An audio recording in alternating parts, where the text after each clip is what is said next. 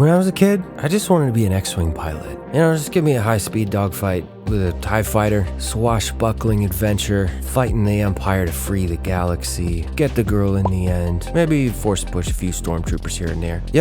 Jedi stuff. I would zone out and daydream about that stuff for hours. But somewhere along the line, I just sort of stopped. That's why we go to the movies in the first place. We want to reconnect with our dreams. But the big franchises are beginning to fail because Hollywood's gotten kind of cynical. They've stopped dreaming and started preaching. We don't want that though. We want to see our dreams come to life. We want an adventure. We want to fly. And when they give us that, we show up. God bless Tom Cruise. What would the 2022 movie season have been like without Top Gun? I just have one question for Tom Cruise. What was it like growing up in the Shire? We show up because there's a part of us that needs those dreams. They inspire us and ignite our imagination about what our lives could be like, what we could accomplish, and who we could become. But not all of us feel like we can dream anymore. Sometimes you'll be dreaming about something you're hoping for, like a relationship or seeing the world or finally succeeding at something. But you have to stop thinking about it because every time you do, it just makes you sad because you feel like it just can't happen. So we seal away all the possibilities and universes of our imaginations. But that just leaves us feeling numb, detached, and uninterested. Even our faith suffers and our spiritual lives go dark. But if we've lost our dreams, is there a way to get them back? Let's go deeper and find out. So what happens to our dreams in the first place? Of course, we all have to grow up eventually. Well, most of us. Nobody wants an immature Peter Pan man-baby in place of a tough, capable man. But a man who's grown up too much and lost his dreams completely is just bitter and insufferable. Nobody wants to be that guy. If it sounds like I'm focusing on the men right now, it's because I am. Partly because 92% of this audience has the peen, and also partly because if you're a man, life is hard. Nobody cares about you just because you exist. And you live under a constant pressure, because if you're not doing something for people, they stop talking to you. And most men struggle under that pressure alone. Because when a man says he's struggling, all he's likely to hear is, nobody cares, buttercup, deal with it yourself. You probably deserve it anyway. Ladies, I know your lives are hard too for different reasons, but we need to be honest about what men are going through. Because with all that stuff going on, of course we don't have dreams anymore. Life kicks us in the cabbages one too many times and our minds get calibrated the wrong way. Like a dog that's run into the sliding glass door one too many times and it won't go outside anymore because it thinks it can't. Here's the heart of the problem. Every time something goes wrong, you collect a new negative voice in your head. And we know these voices well. These are what chase our dreams away. And there's 4 of them. There's the voice of bad life events. Too many bad things happen, too many rejections, failures, traumas. And you start to hear that voice saying, nothing good ever happens to you. And there's the voice of negative people. People who only ever criticize you and tell you all about how you're failing to meet their expectations. After a while, you start to hear their voice in your head all the time saying, you will never be good enough. And there's the voice of bad circumstances saying, you're stuck. Every door is closed, and there's nothing you can do to change it. And finally, there's one voice that rules over them all. Desire. No one escapes this one, because nothing ruins our dreams like a desire that's been denied. And that happens a lot, and after a while, we start to hear that voice saying, you will never have what you want. In fact, all 4 of these phrases come from the same place. They are the voices of your desire. Your negative thoughts are the things you want expressing their frustration and doubt. But more often than Todd Howard at a Bethesda game launch, those voices are lying to us. All of this just works. And that gives us a ray of hope, because that means all we need to do is find the truth. But to get to it, we need to confront these negative voices head on, one at a time. I can't tell you the world is ever going to take it easy on you, because that would be a lie. And that's not what we're here for. We're here to find the thing that every man wants the most. A wife. Preferably with a full set of teeth. The truth. The truth is, bad stuff's gonna happen. People hurt us and we get introduced to trauma. We get used, our hearts get broken, projects fail, we make mistakes and get into trouble, money gets tight, as if anybody my age had any money to begin with. Random strangers get upset with you because you exist in a way that offends them. Straight white male. What? That stuff kind of hurts a lot, and it adds up, and the voice gets louder, saying, see, that's all there ever is. Just years and years of bad stuff. That's all that ever happens to you. There are 2 lies in this voice making you miserable, that pain is always bad, and that only bad things happen to you. When we believe those, we stop hoping, feeling, and trying, because if pain is always bad and there's no possibility of anything else, then why risk it? Better to just shut down. But there is a way to fight these lies. Now, I don't want to trivialize anybody's struggles by oversimplifying them. And this topic deserves a full video of its own, but there is at least a place you can start here. One thing you can do when you hear those thoughts is question them. You don't have to agree with every thought that you hear in your head, so challenge them. I mean, think about it. Is it really true that pain is always a bad thing? No. It's how we learn. It's how we grow. It's how we get gains. It sharpens us and drives us to improve. It's how we become resilient and learn to persevere. And remember that God wants to make you into a better person than you are so that He can trust you with the high purpose and calling. And sometimes it takes some serious renovation before we can get there. And if you're suffering for the sake of Jesus, then it's not even a bad trade-off for the reward that you get. And is it really true that only bad things happen to you? No. Our brains struggle with recency bias, meaning when bad things happen, we quickly forget the good times. Like laughing with friends, watching movies, playing video games, breaking into an insane asylum. Maybe that was just me. Point is, all of us have had good times, and when you hear that voice saying, see, this garbage is all you ever get, it's important to respond to that voice in that moment. Put your foot down and say, no, it isn't. I've had some pretty cool stuff here and there, and if good stuff has happened before, it can happen again. Maybe even better stuff. Then, attack that voice with gratitude. Take this example. David had to run for his life for years, but because he had a mindset of gratitude, the bad stuff never robbed him of his dreams and his imagination. So when you hear that negative voice, tell it, no, pain is not always bad, and it's not all there is. God has done good things before, and He will do good things again.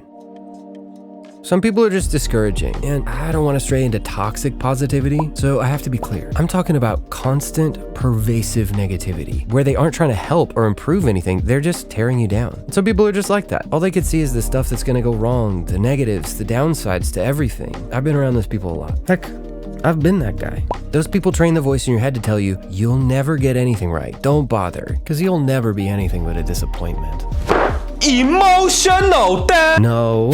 Bad mean. Go to your room. The lie this voice is telling you is that you aren't capable. And that takes the life out of your dreams, because if we aren't capable of achieving anything, then there's no point in dreaming. And in a weird, indirect way, we'll hear this idea from well-meaning Christians sometimes. It's the whole, oh, we're not capable of doing anything in our own strength. Only God is capable of doing things because we're so weak, type of thing. I think this is a misapplication of a few verses, because to be sure, God does like to use us when we're weak to show His power by doing things that we can't.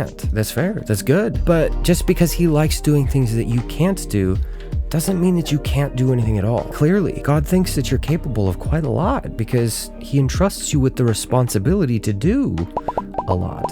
So what do we do about negative people? Well, part of it is internal, so same as the last one, you can challenge the negative thought patterns when you hear them, but this one's a little different since part of the problem is external, so you'll need to set up and enforce some boundaries. And this needs its own full video too, but for now, you'll need to communicate with the negative people in your life about what they're doing and how it's affecting you. Some people might respond to that well and try to be more positive, but some people might not. And when they don't, where it's possible, meaning not marriage, you might need to find some new people who are more encouraging and who you can encourage in return. The Bible is filled with instructions to encourage each other for exactly this reason. It's so easy to get discouraged and overwhelmed by all the negative voices. We need people who pick us up and help us to see what we are capable of. Because if there's one thing I don't need to dream about, it's disappointing the figment of Gordon Ramsay that lives in the back of my brain.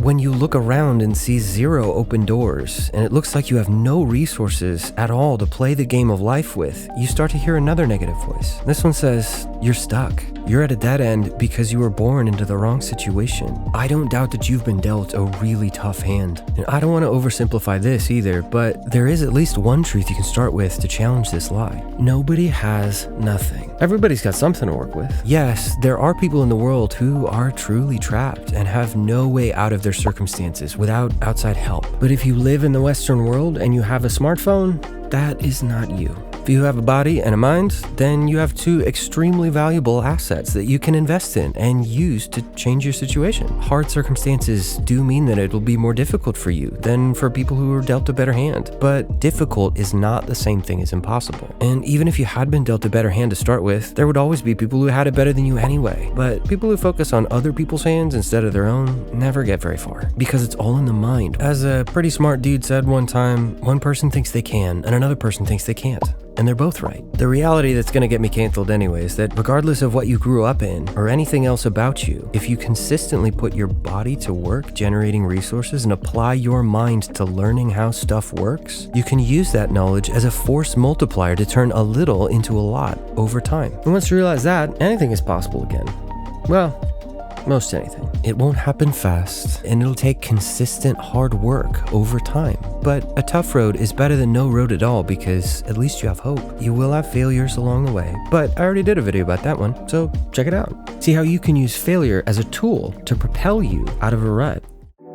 Okay, now we can deal with the most powerful lie from the most powerful challenger, your own heart. The lie that your heart speaks to you when you're down is that you will never be satisfied. And before you go thinking, oh, I'm a Christian, this doesn't apply to me, I already know the answer. Let me set the scene. It's a Tuesday night and you're bored, so you turn on Netflix and you watch a show for a few hours. The show is fine, but you don't feel full. So you go to hang out with your friends and you have a good time, but you get home and you feel that post-party depression now that you have to go back to being alone. So you scroll on Insta or TikTok for a while and you find some good memes here or there, but none of them really do it for you. You keep hoping that if you just scroll a little farther, you'll find that one piece of content that's so good that you feel like, yeah, that was it. That made the whole doom scroll worth it. But it doesn't happen. And you look up and realize it's like 3 hours since you started and you feel more unsatisfied now. Nothing is ever enough, and we feel that all the time. The more we experience it, the more our mental health tanks. We get despondent and anxious because the lie keeps getting louder, saying, you will never have what you want. And life just keeps proving it right. I mean, yeah.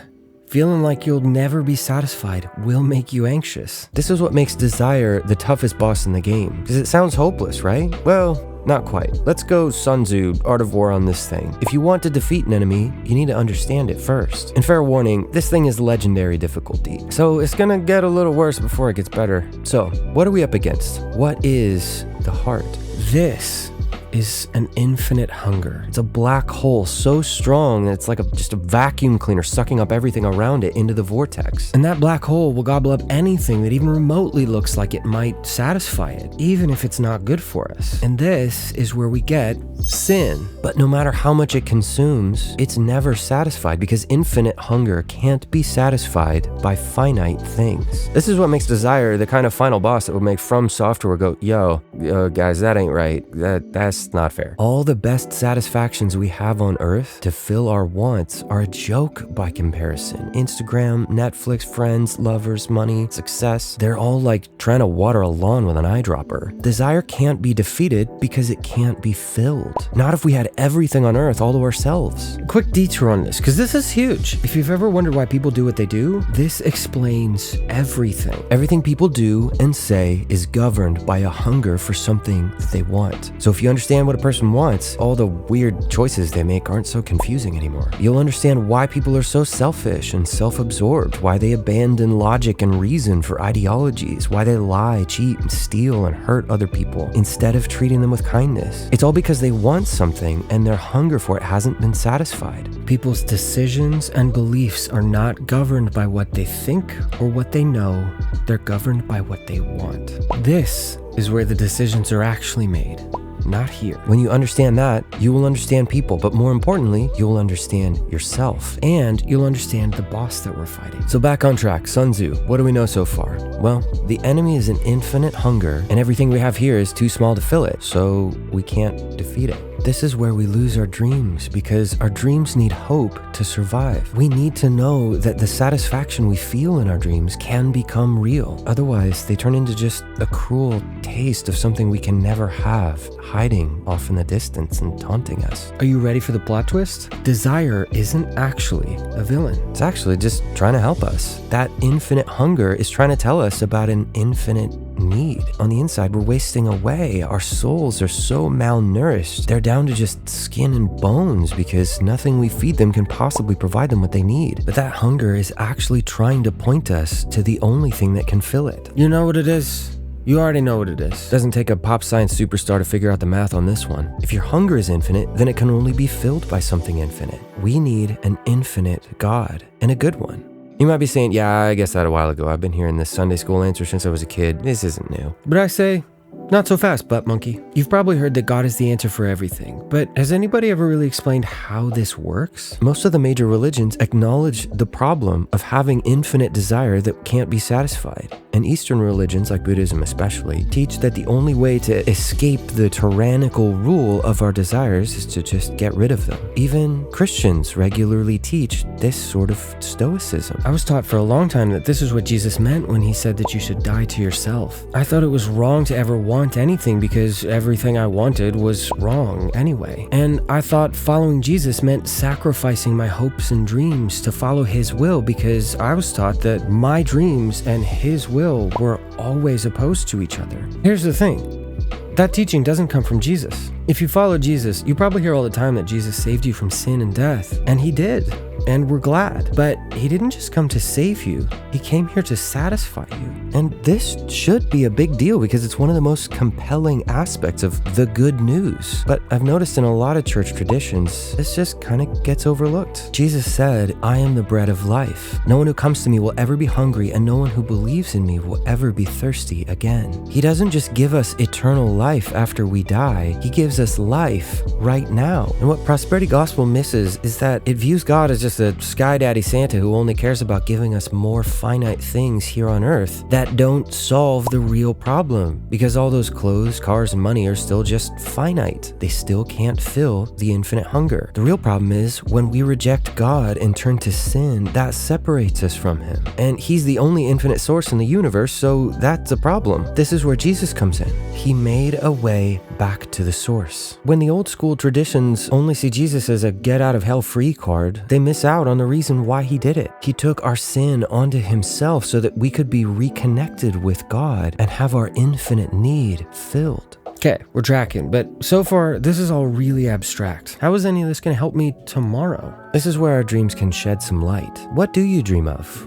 What do you hope for? If you dream about a peaceful life, what does that say about what you really want? Well, maybe security. We want to know that we'll be safe from the insanity of the world around us. If you dream about a relationship, what does that say about what you really want? It might say you want love, you want to be appreciated, you want someone to want you, and you want someone to look out for you.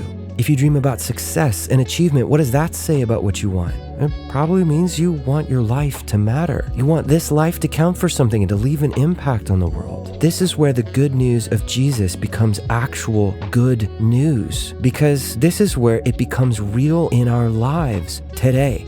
Right now. The negative voice lies to you and says only bad things ever happen to you. But Jesus says, I've got a whole bunch of good in store for you right now and in the next life to come. The negative voice says no one will ever care about you or want you. But Jesus says, I do.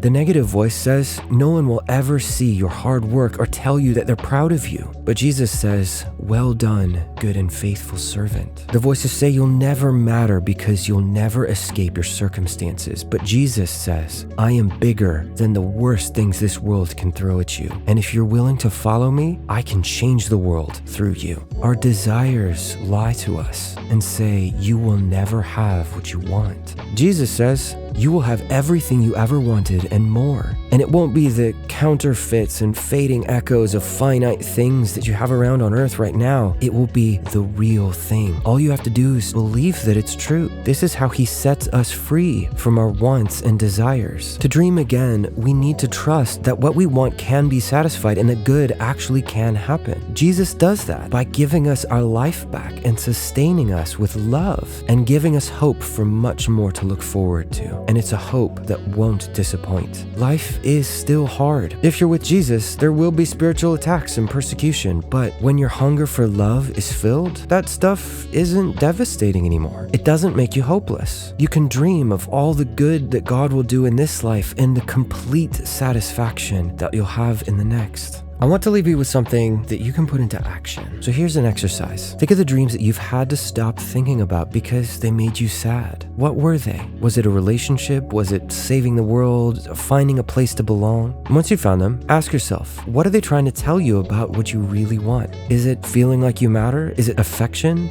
To feel like someone cares about you? Or like they're proud of you? Then look for the way that Jesus can fill that hunger and ask him to. And finally, when you're ready, give God thanks for the good He's already done and the hope that you have for the future. That will give you all the ammo you need to take on the negative voices and challenge their lies in the moments when you hear them. Your desires and the negative voices they speak through don't have the power to rule over your thoughts or take away your dreams when they're satisfied. So take them to the only one who actually can. Some dreams may still be a bit far-fetched, but I like to imagine there will be X-Wings in heaven. Maybe I'll get to fly one around God's new creation. Or maybe I won't even need one. Maybe I'll be able to fly through space and explore every new planet and star in that vast expanse with God in person. And if you're following Jesus, I guess I'll see you there and we'll find out together.